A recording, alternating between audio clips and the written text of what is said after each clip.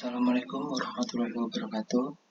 Perkenalkan, nama saya Afnandava dari Prodi Teknik Fisika kelas FA angkatan 2020 dengan NIM 2046019 TK 50786. Pada kesempatan kali ini saya ingin menjelaskan beberapa materi terkait mata kuliah kalkulus vektor.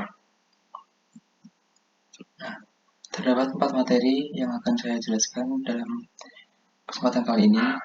Yang pertama yaitu geometri pada bidang, yang kedua turunan vektor, yang ketiga gerak sepanjang kurva, dan yang terakhir rumusan pendiferensialan.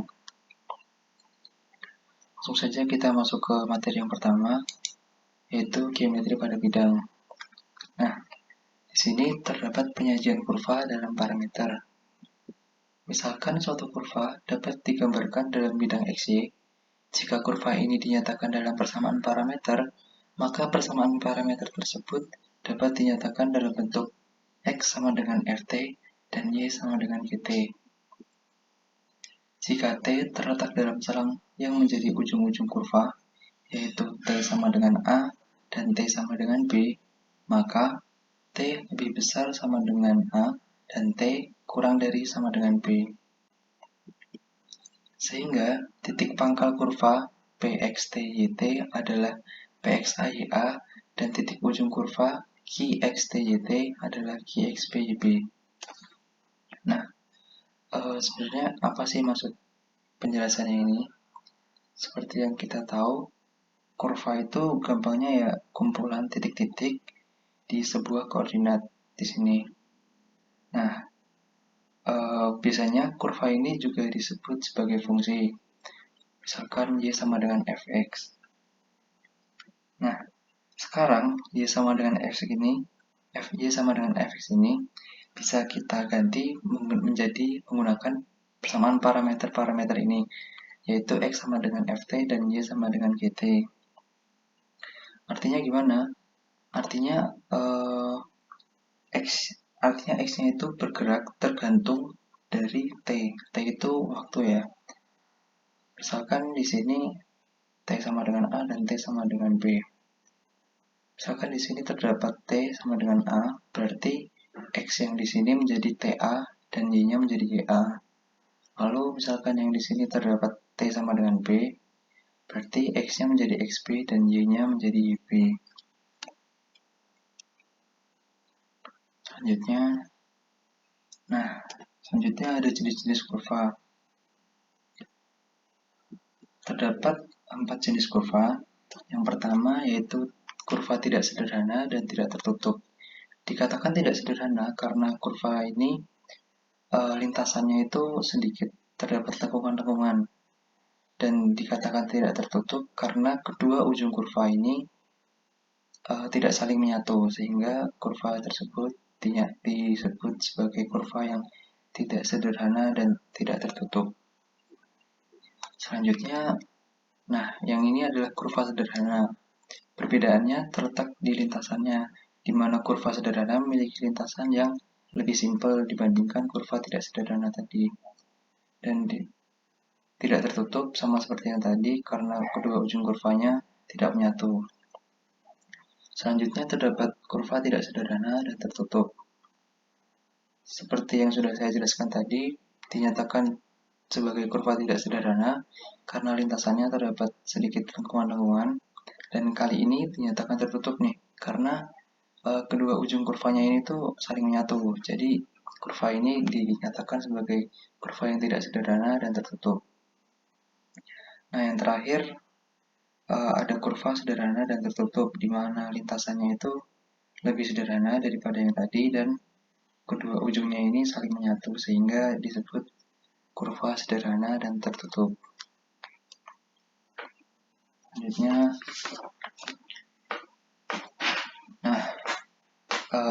di sini ada latihan soal. Mungkin buat teman-teman yang nonton, kalau mau ikut ngerjain juga boleh. Nanti di pause aja videonya, terus kalau udah selesai nanti di play lagi buat lihat pembahasannya. Langsung aja, Soalnya itu bentuklah persamaan kurva dengan mengeliminasi parameter T. Diketahui X sama dengan T kuadrat plus 2T dan Y sama dengan T min 3. Nah, pertama kita mengubah dulu persamaan Y sama dengan T min 3 hingga didapatkan parameter T, yaitu T sama dengan Y plus 3. Tinggal dipindah aja ruasnya sehingga didapatkan ini. Selanjutnya kita substitusikan T, yaitu Y sama dengan plus 3 tadi, T sama dengan Y plus 3 tadi ke dalam persamaan X ini. Diketahui kan persamaan X-nya T kuadrat plus 2T. Nah, tinggal dimasukin aja ya, T-nya ini sehingga hasilnya seperti ini. Oke. Untuk materi pertama sudah selesai. Selanjutnya kita beranjak ke materi kedua, yaitu turunan vektor.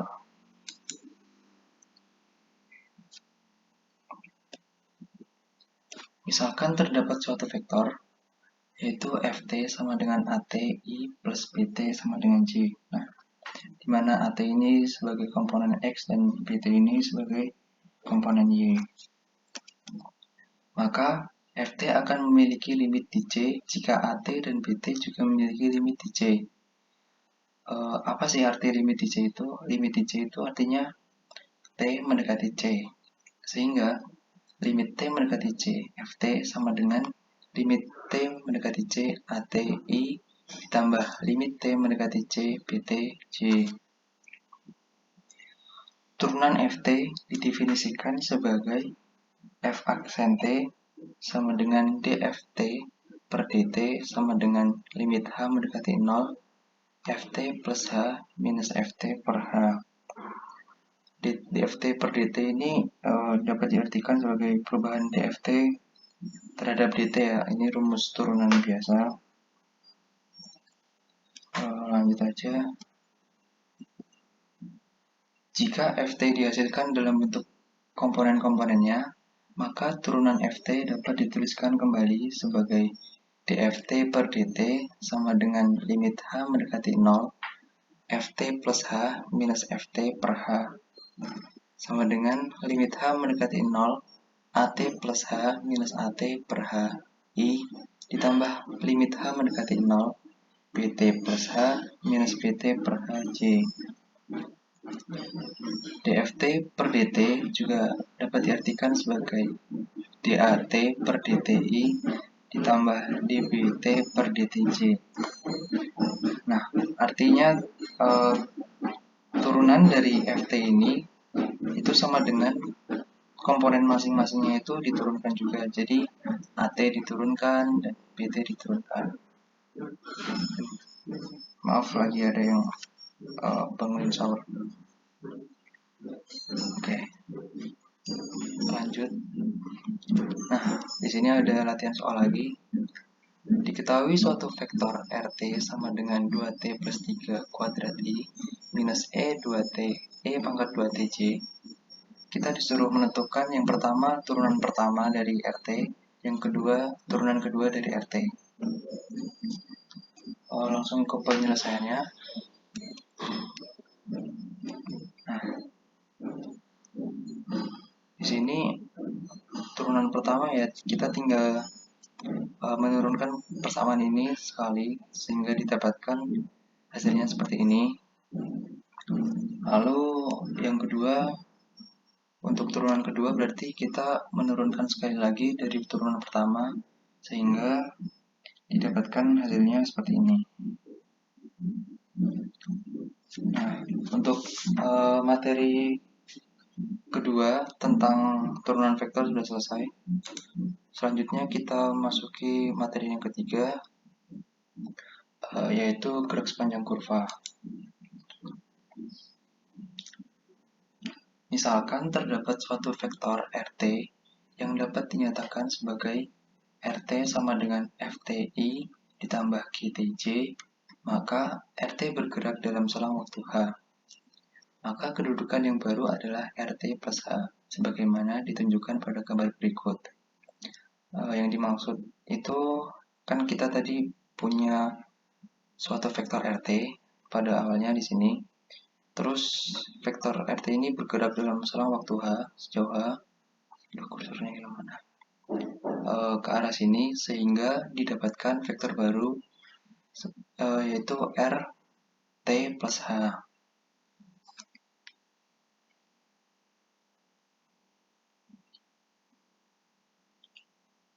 Oke, lanjut. Kecepatan sesaat untuk RT.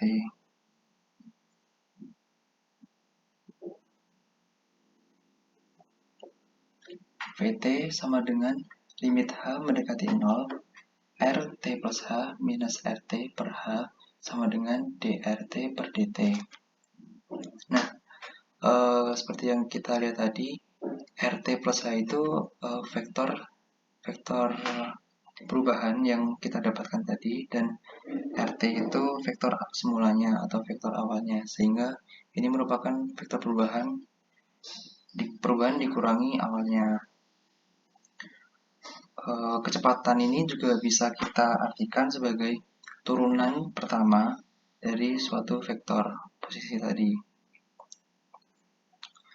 Jika RT sama dengan FTI ditambah GTJ, maka VT sama dengan Raksen T sama dengan DRT per DT sama dengan I plus J. Nah, untuk mencari percepatannya, yaitu kita tinggal menurunkan persamaan yang vektor yang kecepatan tadi sekali lagi sehingga didapatkan seperti ini, yaitu AT sama dengan V aksen T sama dengan dVt per dt sama dengan d kuadrat ft per dt kuadrat I ditambah d kuadrat gt per dt kuadrat J.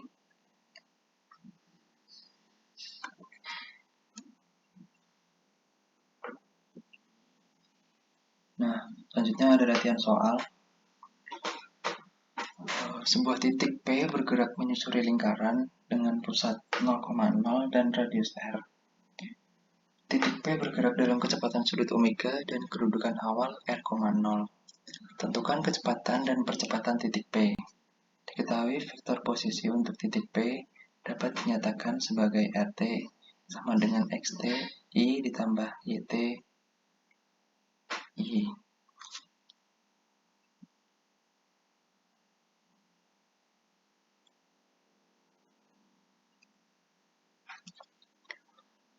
Ini penyelesaiannya.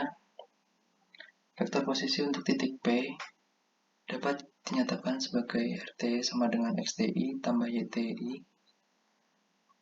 di mana XT itu komponennya ada di sini dan untuk YT itu ada di sini. Nah, X itu bergerak di lingkaran dengan jari-jari R sehingga diperoleh X sama dengan R cos theta dan Y sama dengan R sin theta. Jika kecepatan sudut omega, maka theta sama dengan omega t, sehingga didapatkan X sama dengan R cos omega t dan Y sama dengan R sin omega t. Nah, X dan Y yang telah kita dapatkan ini dapat disubstitusikan ke persamaan awal tadi, sehingga didapatkan persamaan vektor posisi yang baru menjadi RT sama dengan R cos omega TI ditambah R sin omega TJ. Nah, selanjutnya untuk mencari kecepatan titik itu gimana sih? Nah, caranya untuk mencari kecepatan titik yaitu dengan menurunkan persamaan vektor yang tadi sekali, sehingga didapatkan hasilnya seperti ini. Vt sama dengan dRt per dt sama dengan minus omega R sin omega Ti ditambah omega R cos omega Tj. Percepatan titik P, sedangkan untuk mencari percepatan titik P itu dapat dilakukan dengan cara menurunkan sekali lagi hasil dari kecepatan titik P tadi, hasil yang didapatkan dari kecepatan titik P, sehingga didapatkan hasilnya seperti ini. Atau kalau dari vektor posisinya tadi, persamaan vektor posisinya, maka kita menurunkan 2 kali sehingga didapatkan percepatan titik P. Nah, untuk materi ketiga gerak sepanjang kurva sudah selesai. Selanjutnya kita masuki materi yang terakhir, yaitu rumusan pendiferensialan. Misalkan terdapat f dan g fungsi bernilai vektor yang dapat didiferensialkan, dan h suatu fungsi bernilai real yang dapat didiferensialkan, dan c yang merupakan skalar. Maka didapatkan yang pertama dt, ini bacanya yaitu penjumlahan dari kursornya. Nah, mohon maaf sebentar.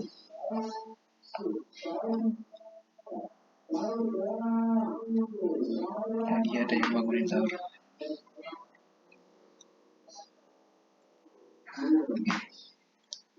Lanjut ya.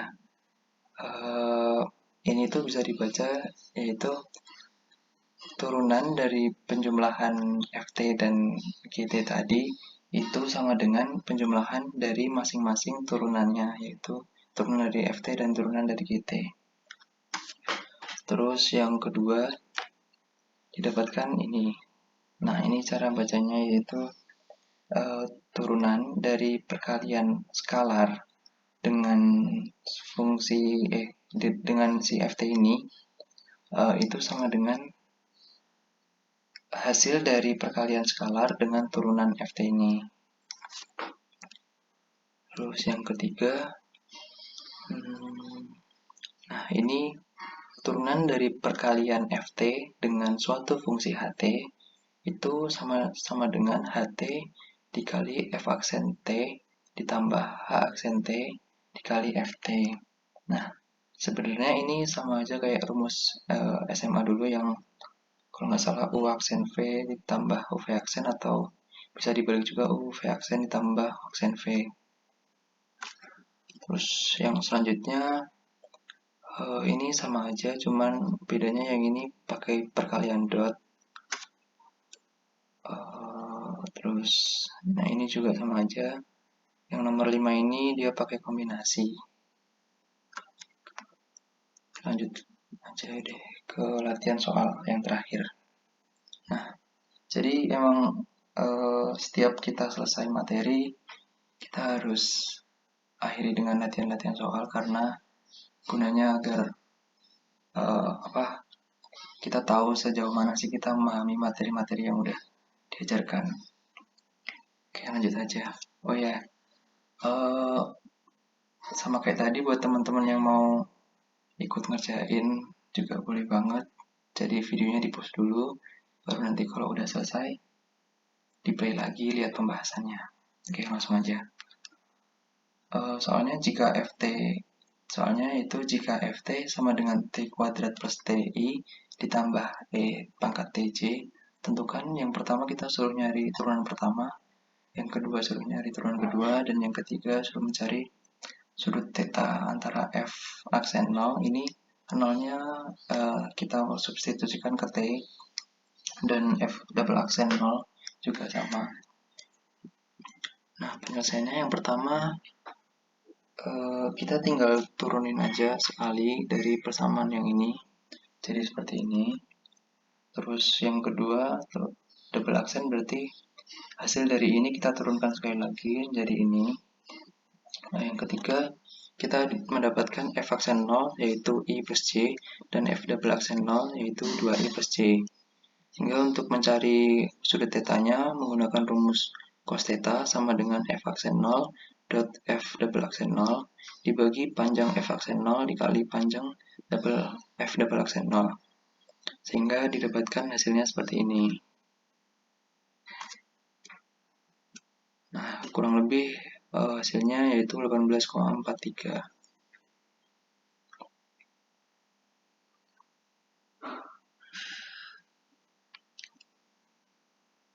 Baik, materi yang saya sampaikan sudah selesai. Apabila ada kurang lebihnya saya mohon maaf. Wassalamualaikum warahmatullahi wabarakatuh. Terima kasih.